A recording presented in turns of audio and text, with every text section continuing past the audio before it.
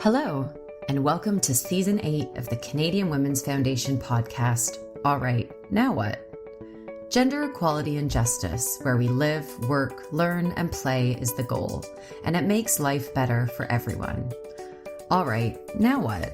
Remains a space where we ask, how do we move from awareness to action? But this season, we're also shifting the story. Through powerful storytelling, expert interviews, and bold conversations, we'll explore what true equity can look like, especially for those who are too often silenced or overlooked. The work of the Canadian Women's Foundation and its partners takes place on traditional First Nations, Inuit, and Métis territories. We are grateful for the opportunity to meet and work on this land. However, we recognize that land acknowledgements are not enough. We need to pursue truth, reconciliation, decolonization, and allyship in an ongoing effort to make right with all our relations. Hi, I'm Rachel Leslie from the Canadian Women's Foundation. Today we're joined by Selam Debs, an anti-racism educator, anti-oppression coach, and one of 4 winners of the 2026 Feminist Creator Prize. In our conversation, Selam reflects on her journey growing up as a Black Ethiopian woman in Canada, and how her lived experiences have shaped her work at the intersections of race, gender, and identity. She shares how her understanding of intersectionality is deeply rooted in both personal history and the broader legacy of Black feminist thought. We talk about what's behind growing backlash against DEI and how Selam stays grounded in the face of it, drawing on culture, community, and practices of rest, healing, and resistance. She also speaks about the power of digital spaces to tell the truth and support collective learning. And finally, we explore what it really means to move from awareness to action and why understanding history is a critical place to begin. Welcome, Selam. I'm very excited to chat with you today. I'd love for you to talk about your work and the journey. We know your work sits really at the intersection of race and gender and queerness. But what was the journey that brought you where you are today? And why is intersectionality essential in your work? Yes, thank you so much for having me. And I think that question regarding intersectionality in my journey, I always think about, first I always think about my mother's journey and my family's journey. I think about how my mom at a very young age, left Ethiopia. And a very common experience is, walking by foot to Sudan, from Sudan, living there for many years, and then eventually moving to Jordan, having me, and then my mother and father coming to Canada in the 1980s and growing up in Scarborough and in Regent Park area in Toronto, and growing up in very disinvested communities, so communities that were extremely rich in terms of culture. I'm very fortunate to have grown up in such culturally rich spaces and communities that were heavily surveilled, disinvested in.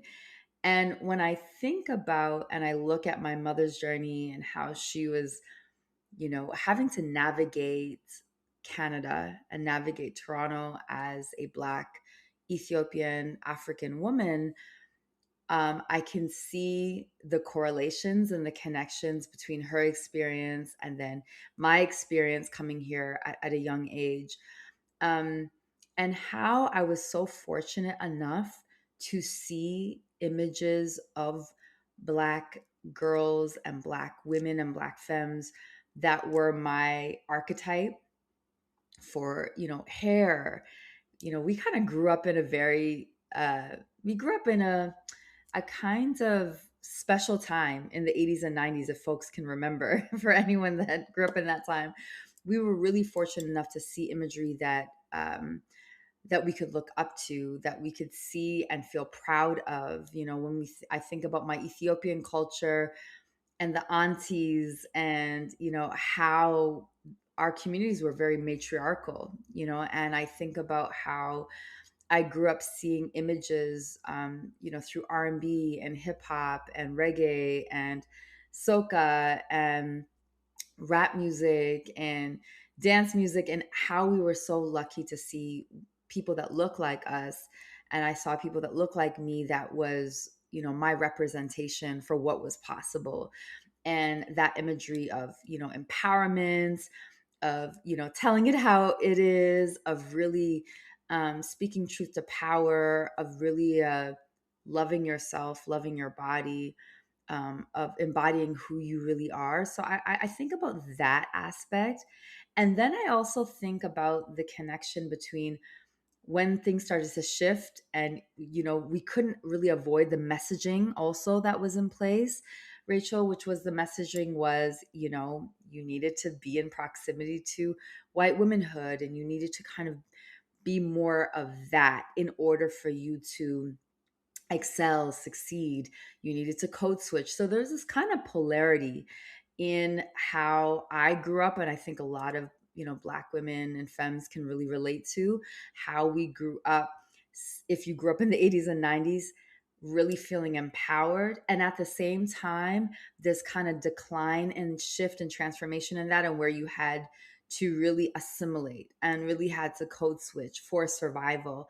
And so intersectionality really, when we think about it, I always think about Dr. Kimberly Crenshaw, who was the founder of intersectionality. She coined the term in 1989 to talk about the intersection between gender, race, sexual orientation, and how that experience is overlapping. And so there really isn't any way to understand my life and my journey as a mother, as a teacher, I used to be a yoga studio owner, as an advocate, without understanding how my experience of being a Black woman, being Ethiopian, all of the different dynamics, sexual orientation, really playing a role in how you see yourself, and how you feel affirmed in your culture, and then how you feel a lack of affirmation when you have to move outside of your culture.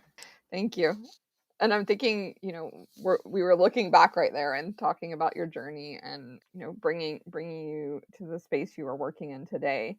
Um, and then really looking and thinking about, the backlash that's happening around DEI initiatives across North America, especially over the last year and a half. From your perspective, what's really happening right now? Well, I mean, when we think about DEI is a term that people are aware of now, diversity, equity, and inclusion. But if we really look back in history, if we think about the civil rights movement, throughout North America, throughout the world, but in particular, if we think about the Black American and, Black Canadian perspective, that there has always been backlash to the fight towards freedom, the fight towards equity, and the struggle towards that. So we know that there is a record of that. We know that there's a record of that pushback, and that backlash. I think now what we're seeing is a kind of particular type, because now, it has a new name. There's a new conversation around it. And a big part of, what happened in the, 60s and 70s and 80s and even into the 90s and 2000s, there was a lot of work around, ensuring that people were hired equitably, that there was, policies and legislation in place to prevent discrimination and so forth. And now what we're seeing is this kind of desire or wanting to, pull all of that legislation, those policies away. And, really at the end of the day, whether it's a civil rights movement, whether it's DEI, whether it's anti-racism policies, these are all human rights policies. And we know that there is a kind of narrative that has been bubbling up for a while now, right here in Canada and throughout North America, which is this idea of, for example, the DEI hire. That Black and brown, racialized, queer folks with disabilities are only getting jobs or getting opportunities because of, basically as a token, and that they're not qualified, that we're not, qualified for these roles or for these opportunities. And that kind of just plays into a long-standing perspective, which is that meritocracy, that people who hold positions of power, if we think about white cisgender men, have held these positions of power because of merit, because of being qualified. And yes, sometimes, people are qualified, and we know that folks, get into the positions that they're in because of advantage. And so I think what we're seeing is there's all these myths and misconceptions, right? That black and especially this idea of black and brown and racialized people getting roles or opportunities because of their race, rather than this idea that black and brown and racialized people and women are often very overqualified. We often have to work twice, if not three times as hard.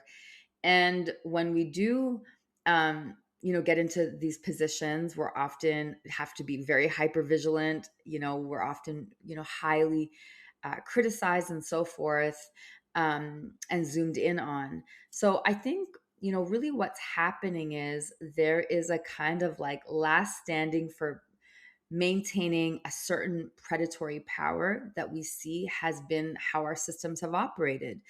And actually, when you uncover, Rachel, when you uncover DEI, the people who actually benefit the most from DEI is white women, and statistics and data, prove that in terms of legislation and policies and practices.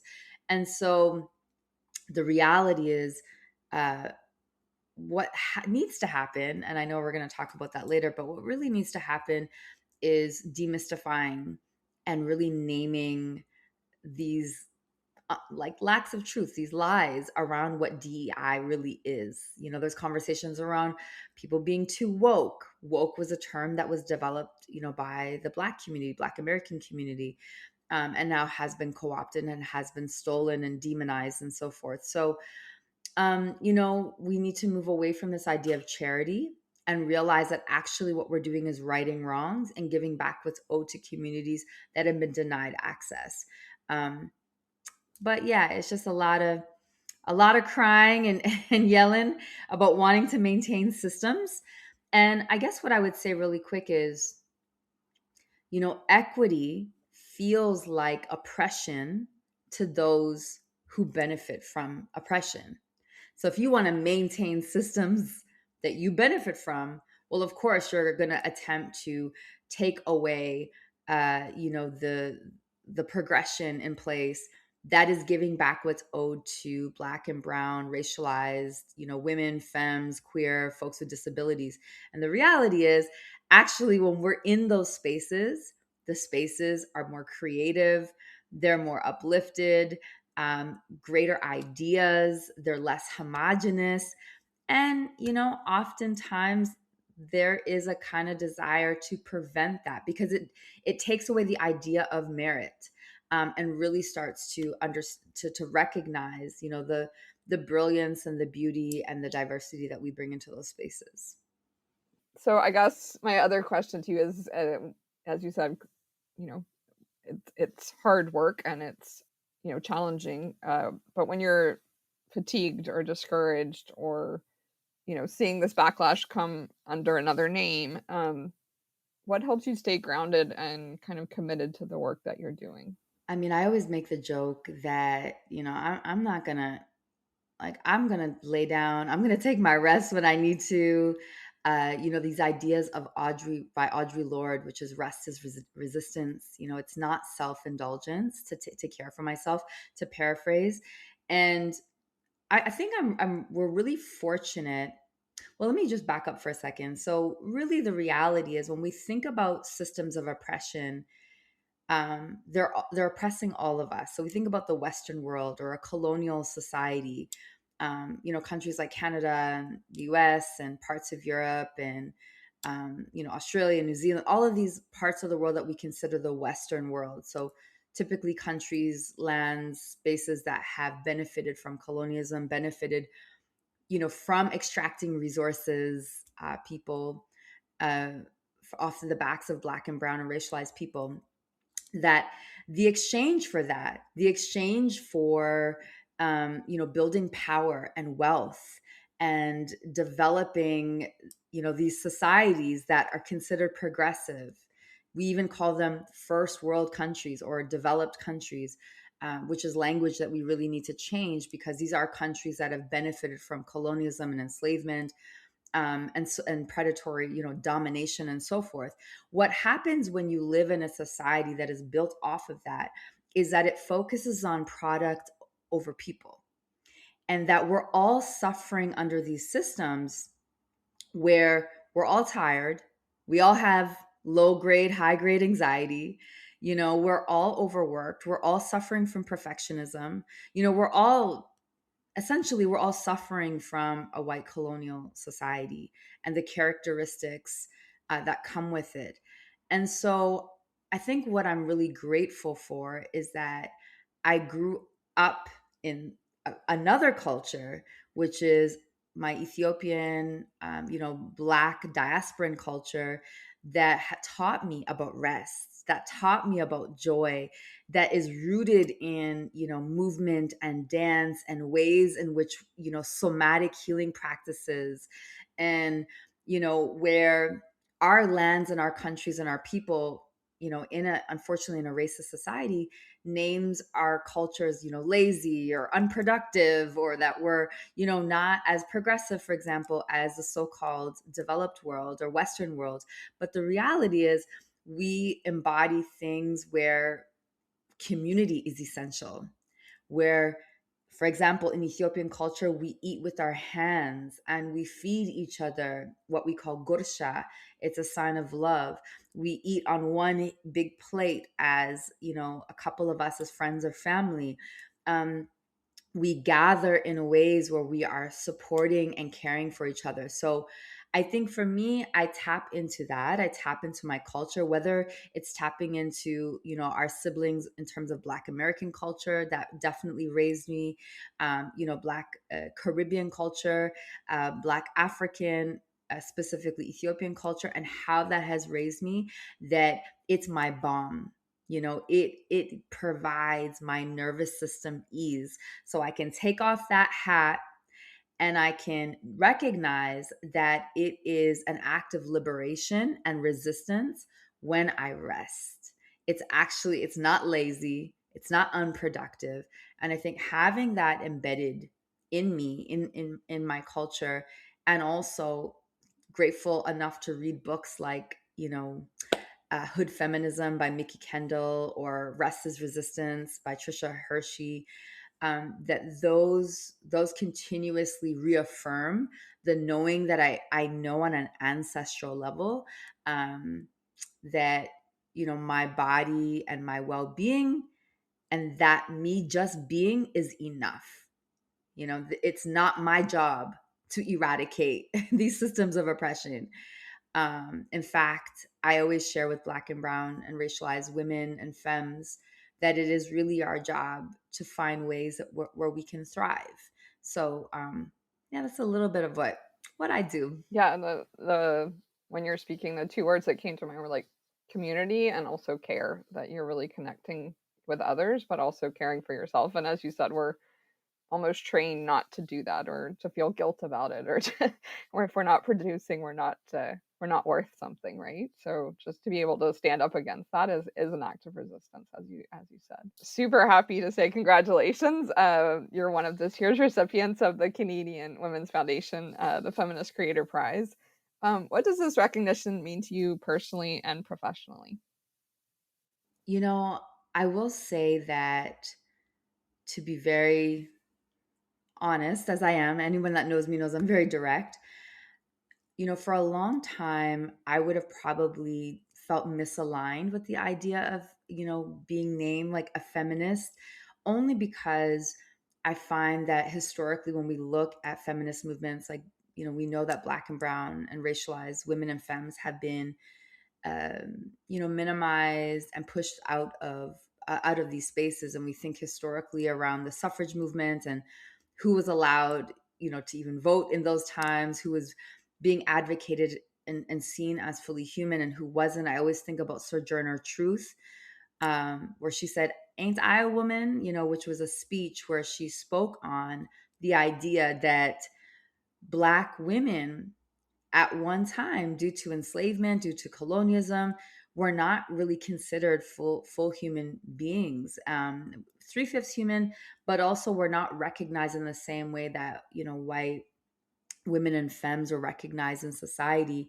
and in terms of social determinants. And so I think about, if I asked my mom, like, mom, do you see yourself as a feminist? She'd be like, what are you talking about?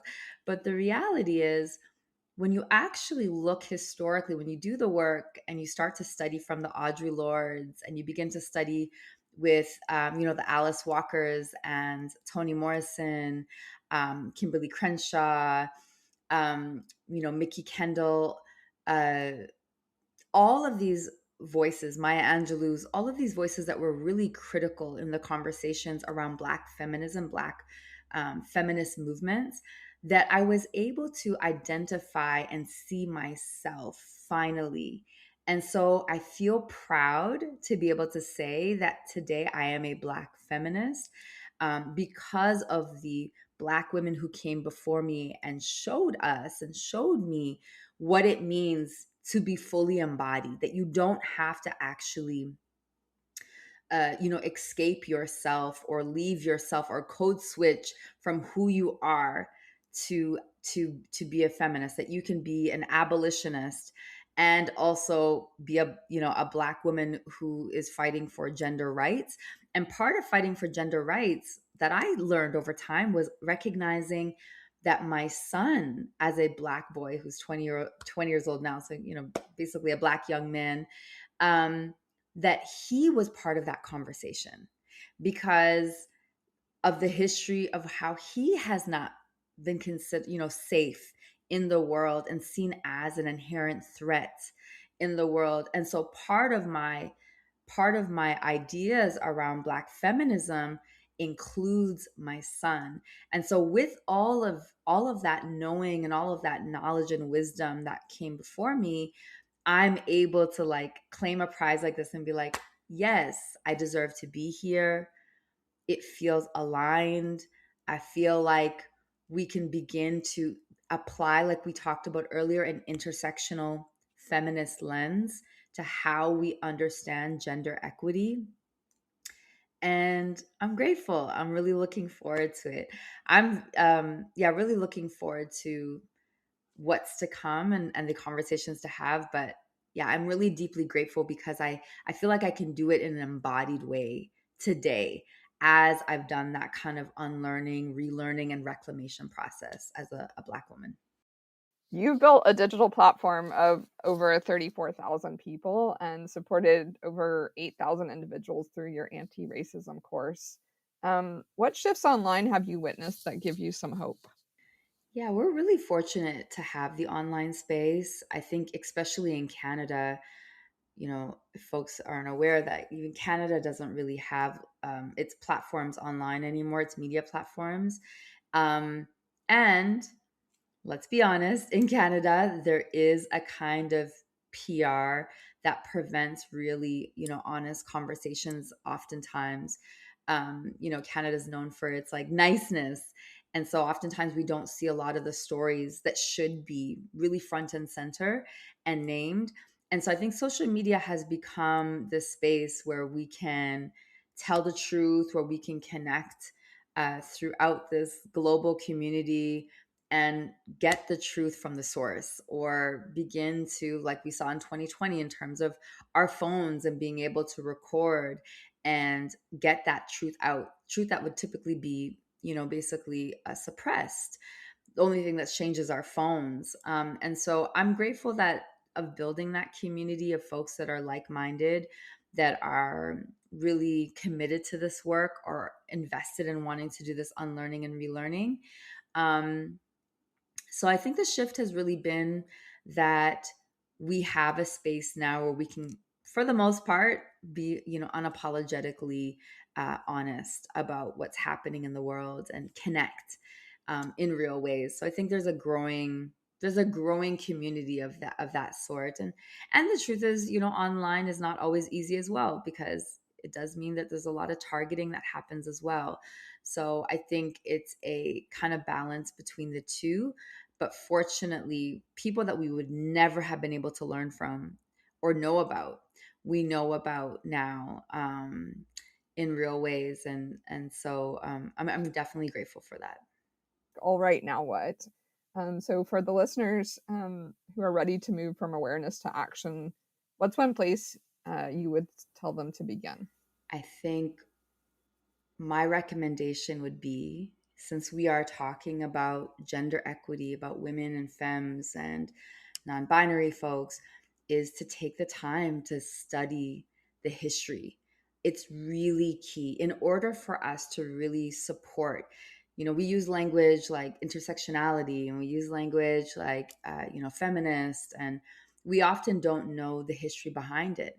When you're using the term intersectionality, have you looked into and read about or taken time to tap into Dr. Kimberly Crenshaw, who is the founder and coined this term intersectionality? Have we learned about the fact that the reason why she coined it was because there was this case that she was working on as a lawyer, where a workplace environment, basically an employer, they were hiring, white women, and they were hiring Black men. And their perspective was, well, this is equitable. We are hiring equitably. And they showed the gap, and she showed the gap around that Black women weren't getting hired. And when she presented this case, the argument back was, well, we're hiring men, or my apologies, we're hiring Black people and we're hiring women. So there was this, and they believed that there was a kind of advantage that Black women would receive by being recognized as both woman and being Black, which is wild to think about when you really look at it. And so it is essential for us to dive into and look into these things, understand the suffragette movement. And as amazing as it is to celebrate women's and femmes' history in terms of the progress, it is important for us to understand what was happening at that time, that, Black and brown women were going into, while white women were fighting, for example, for, equity in terms of jobs and being able to work outside of the home and so forth. Black and brown women were going into the homes and caring for the children. Or are we learning about how Black and brown and racialized women have often been erased from parts of these conversations? That there's often a perspective around like all women and femmes, and we want to bring almost like a race neutral idea, but there's no such thing. That in the conversation of womanhood, of femmes, of non-binary folks, that there is a conversation of race. And in order for us to be truly equitable, in order for us to be truly inclusive, like we like to use that term, then it is essential that we get very specific and uncover the experiences of Black women, Indigenous women, racialized women, queer women, Black, brown, racialized, Indigenous women who have disabilities, who are neurodivergent, who are queer, and so forth. That the intersection of that can't be erased. And oftentimes there's a tendency to erase, pun intended, the racial part of it, race. And when we do that, as Rachel Cargle says, to paraphrase, if you're speaking on feminism without an anti-racist lens, then it's simply just white supremacy in heels. And it's essential for us to bring that sense of that lens, that critical thinking lens, so that we ensure that we are looking at and examining and interrogating how racism, how bias shows up, how advantage and disadvantage shows up in the gender equity movement, and then what it looks like for us to show up and do better. Thank you for helping shift the story on safety, leadership, justice, power, and rights. You can visit CanadianWomen.org today to learn more and stay connected. We believe everyone should be able to exist without fear of harassment or abuse. You can help make that a reality. Text SAFE, SAFE, to 20222 to give $10 and support women, girls, and gender diverse people throughout Canada. Small actions can lead to big changes. We appreciate your support.